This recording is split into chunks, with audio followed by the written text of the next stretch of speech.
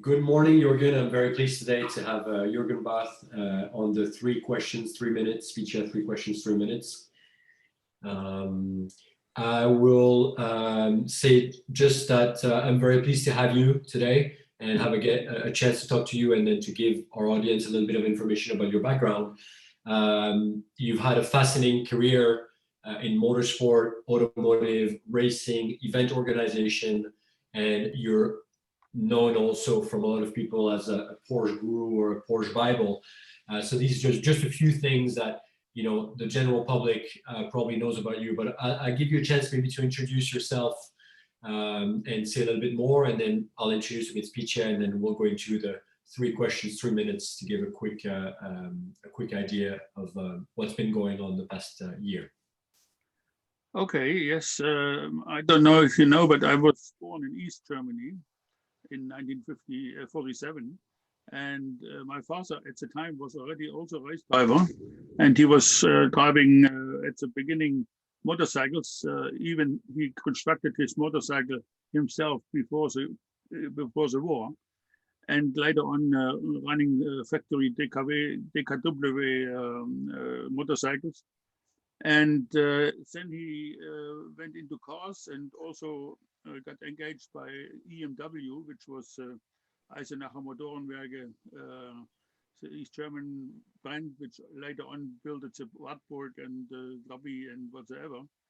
And he was several times East German champion on motorcycles and on cars. And since the government in East Germany decided that racing and communism didn't work together anymore, so they stopped racing activities. Luckily, my father had some contact to Porsche with Huschke von Hanstein at the time, and he offered him some drives in a Porsche, which he did at the Nürburgring Grand Prix. He won. At his first race, he was winning the 1.5 liter sports car class inside the Grand Prix, and that was really a big effort. And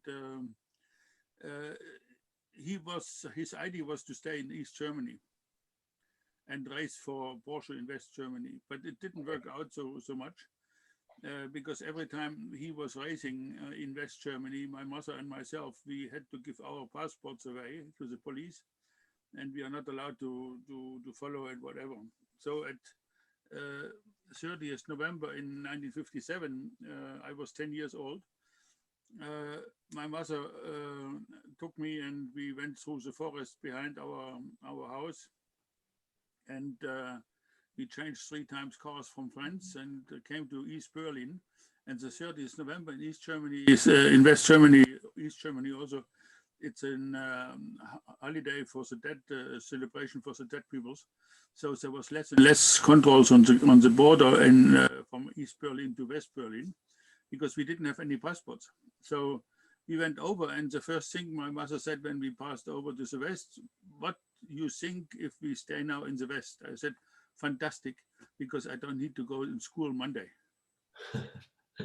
And then, of course, I went to school in East Germany, in West Germany, and then in 1963, I started at the Porsche factory as an apprentice for mechanic for 3.5 years, and following this, directly a second apprentice for business, also in the factory.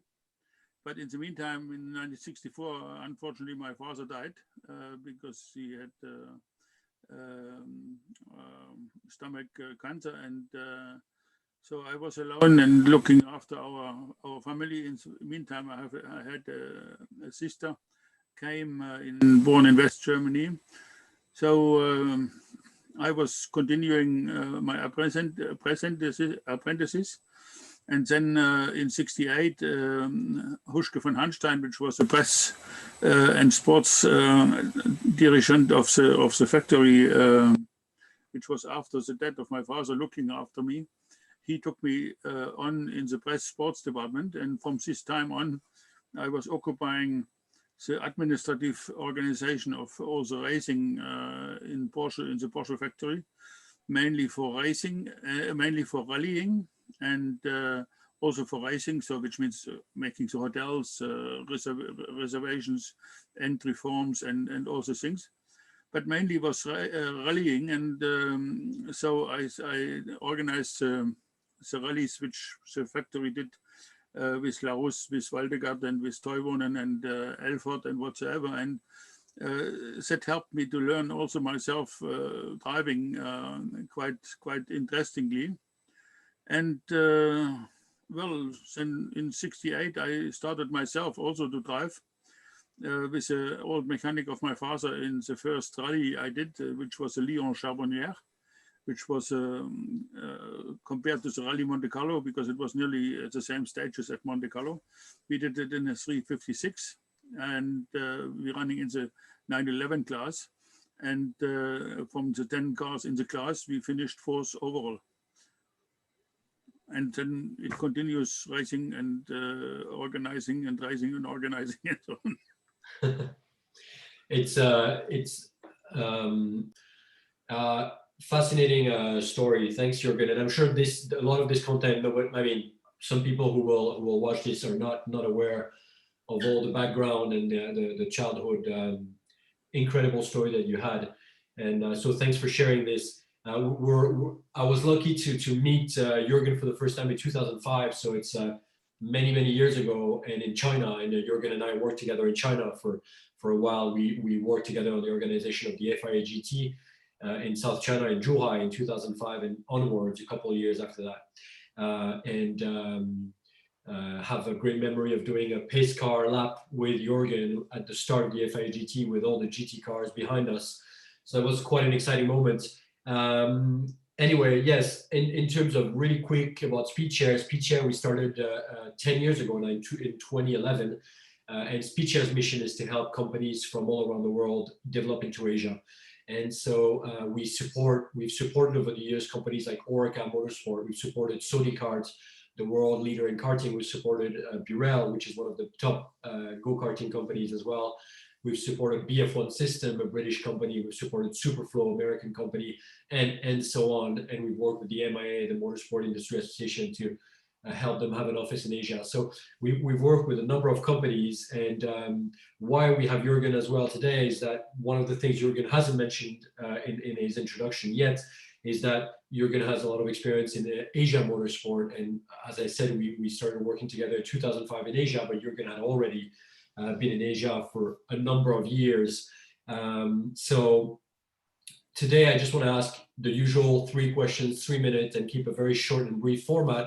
And the first question I have for you, Jürgen, is how have you managed 2020 and how have you kept doing motorsport? You and I had a conversation before today, and I was interested to hear, what you did, what you created, and what kind of content, motorsport-related content you created, what kind of projects you worked on during a pandemic. I think one point which we forgot to say, it's I organized the first race in China, in Zhuhai, in 1994, which was a quite heavy thing with the PPR series, which I created myself together with 2 other French guys. And we had a really great success. And for me now, Zhuhai, it's like a second home, and 2020, of course, we got locked up. I was, until then, until 2019, I was nearly every month in China. Last 2019, I think I opened 4 new circuits in China with as a race director in the LMP3 series from China, which was really great fun and great fun to open new circuits there. And in 2020, nothing happened. We stay still in contact with my friends in Zhuhai and other friends in China and in Asia. And other time, I occupy myself to write and prepare some new books, because as you know, I did already over 10 books on Porsches and history. So it keeps me occupied. Yeah, for sure. And then how have you adapted to this new reality when we do motorsport from a room and on Zoom, and try to get things going and push things? Of course, some major series are still racing, but as you say, a lot of them, nothing is happening. People are on hold waiting for better times to be able to race and then move between countries. And that's the reality also of the motorsport in Asia a lot.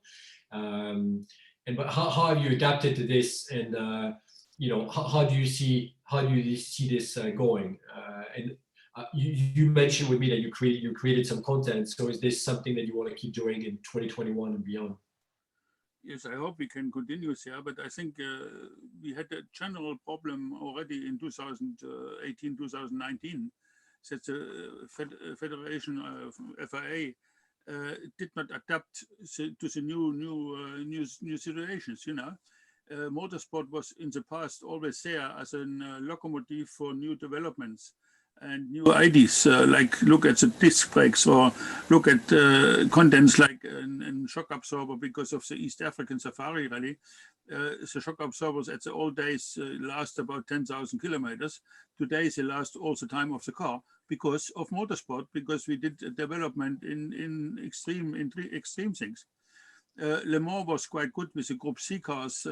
We developed new, new technique on engine management, electronic engine management, and we reduced heavily the consumption of these cars, and aerodynamic-wise also. But later on, it got stopped.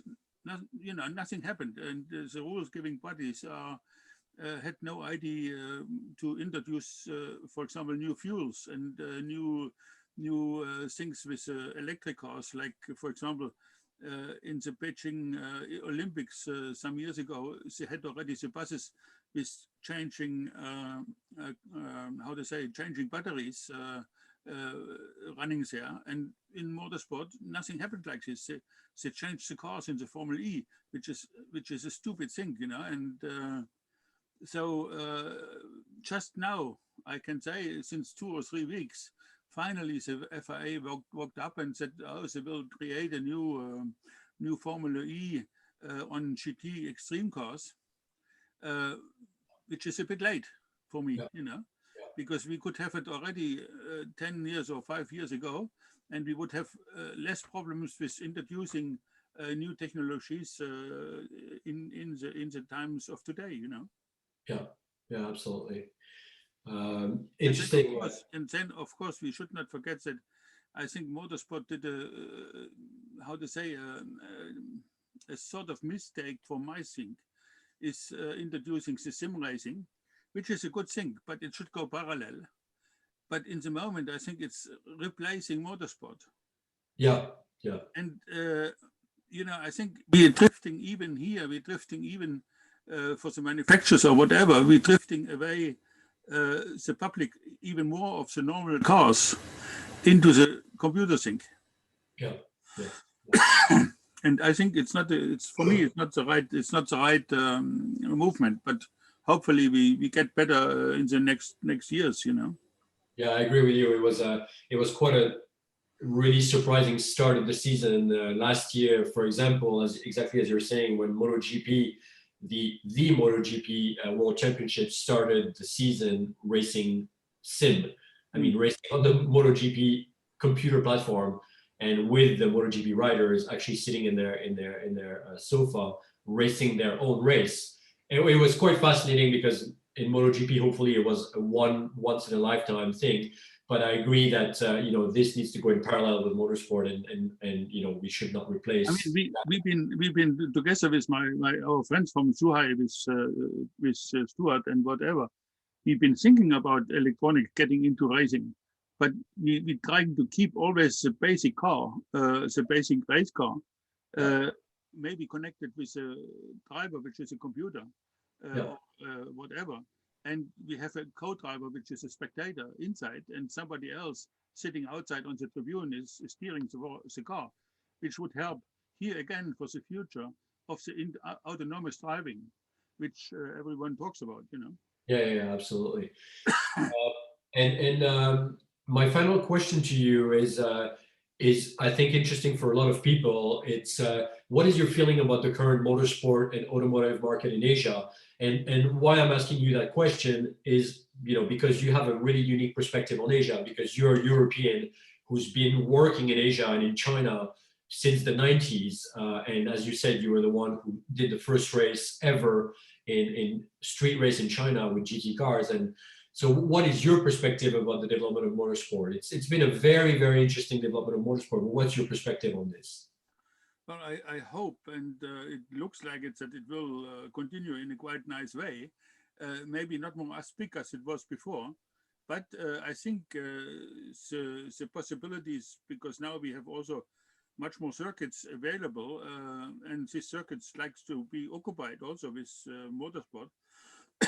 So I hope that we could create a lot of interesting series in the future, which I think is still possible in China or in Asia, which SRO motorsport shows quite nicely with the long distance racing and whatever. So I think that it's a good future happening there, much better as I think in Europe. Okay. Okay, excellent. There's definitely still a lot of potential, and not only motorsport, but automotive, with new circuits starting, a lot of experience of cars and automotive events, and a lot of experiential events happening as well on Yeah, mixed with I motorsport. think we should use the circuits also more as a showing ground for autonomous driving, and other things which we have some circuits in Europe already in this area. When you look at the Paul Ricard circuit now, which is fully autonomous by electric because of the voltaic things installed on the circuit, and I think this evolution has to follow also in the Asian circuits. Okay, yeah, that's good. That's a good point. So I will wrap up so we keep this short. And thank you very much, Jürgen, for taking the time to speak with us today. We're very, very pleased to have had you. And then we hope that the content and the information that you provided will be interesting to our audience. Thank you so much, Jürgen. No Have a problem. great day. Bye bye. Bye. Bye bye.